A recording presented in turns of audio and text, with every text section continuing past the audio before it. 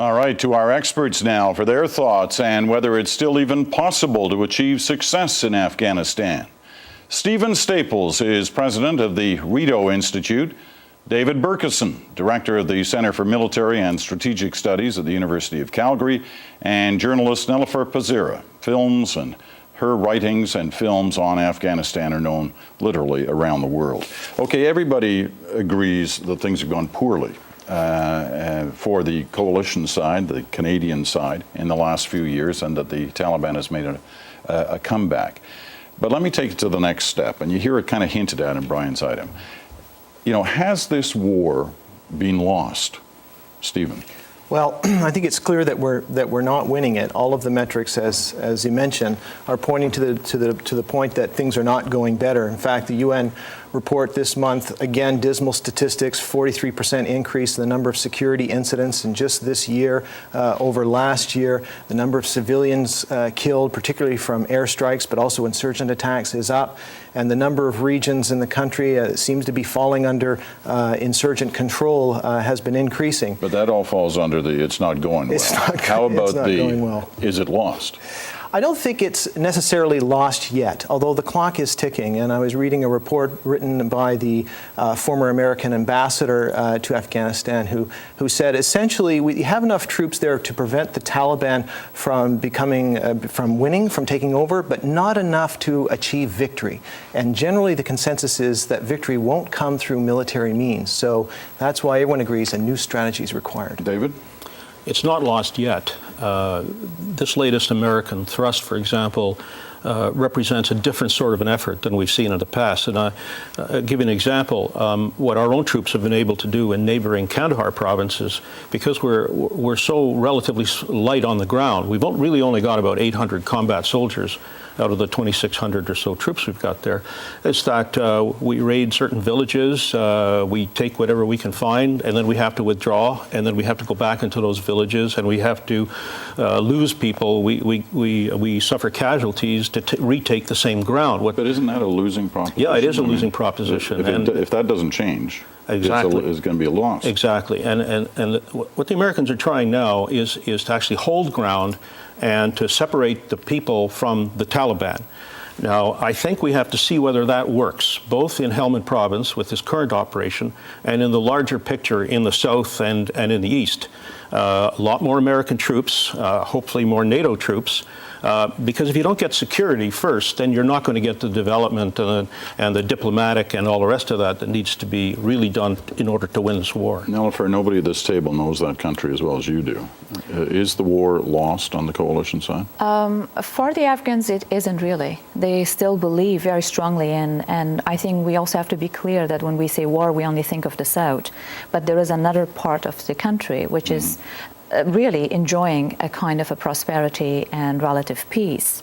And while the insecurity increases from day to day and it drops different levels, for the average Afghans, they are still remaining hopeful that there is an end to this war, but that end doesn't mean a return of the Taliban. So it isn't really lost, but I would agree that certainly there must be some kind of a shift in the way this war is being waged. And from the Afghan points of view, the frustration on the ground is that, look, if the world is serious about this, they should just put more troops, they should go all out in the military operation and deal with this at once, as opposed to this kind of a bleeding wound situation that is both detrimental for the Afghans and as well it's building up casualties, burning efforts and energy, and losing hope for the international community, including the Canadians.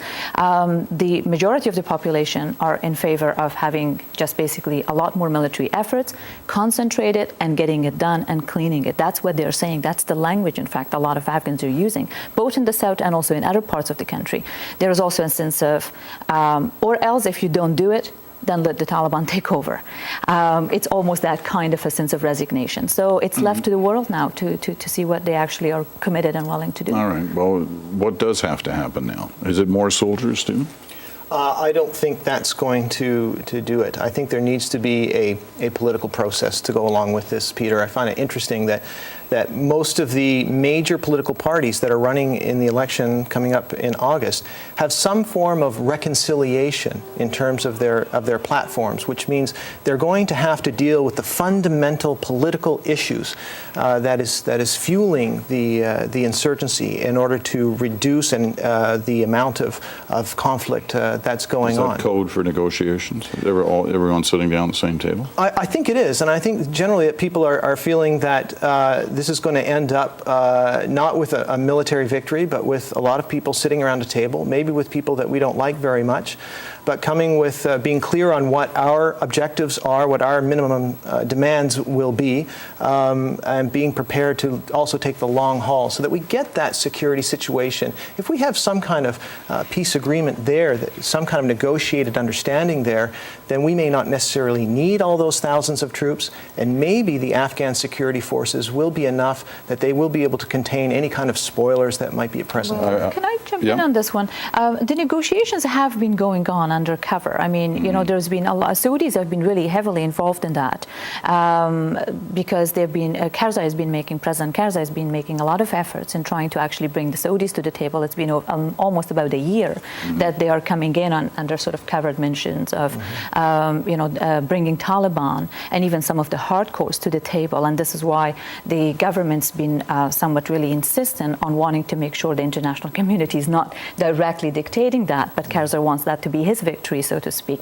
And especially going to the elections, that efforts are even being made more. But I think the Afghan police force and the national army is not strong enough to be able to sustain anything. Plus, as long as there is problems going on the other side of the border in Pakistan, it would almost be very difficult for any of the local to hold that border and stop the influence of the Taliban. And it is not also very easy for the Taliban just to come to the negotiating, because they're not one continuous group. They're different fractions of it. So it's talked about much more, but I think it's very difficult to achieve. You mentioned one of the key points in this, and seems to be a constant for the last few years, that the Afghan National Army and the police force just isn't strong enough. When you hear that constantly, doesn't seem to be changing, how can we even be thinking about an exit strategy as early as 2 years from now? Well, we may be thinking about an exit strategy 2 years from now, but NATO, the United States, definitely are not. And I think that we've got to see whether or not it works to try to use your military to do two things.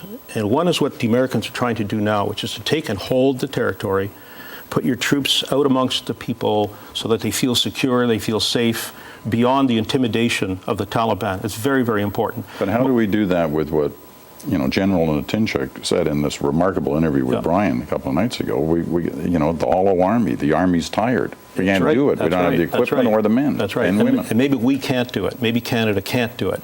That's probably the strategy we should have followed from the very beginning, but we didn't, the Americans didn't, NATO didn't. Now we have to try it. But it's not just taking and the holding of the territory. The Taliban are a military force, and like all military forces throughout history, they've got command and control, they've got logistics and supply, they've got communications. You've got to find what the infrastructure is, and you've got to hurt them badly. They may come to the peace table. They may, because I think a political solution at the end of the day is inevitable. But they're not going to come to the peace table as long as they're winning. I think that's as simple as that. And the way they learn that they're not winning is by suffering a number of severe military defeats, beginning to lose territory. Then they've got something to negotiate for, which is what they've been able to get in the last couple of years. And then they may be prepared to come to the table. The talk about the election in August, next month now, is it a foregone conclusion that Karzai is going to win? I mean, everybody seems to talk that way, that it's, they don't say it's fixed, but there is this assumption that it's in the bag.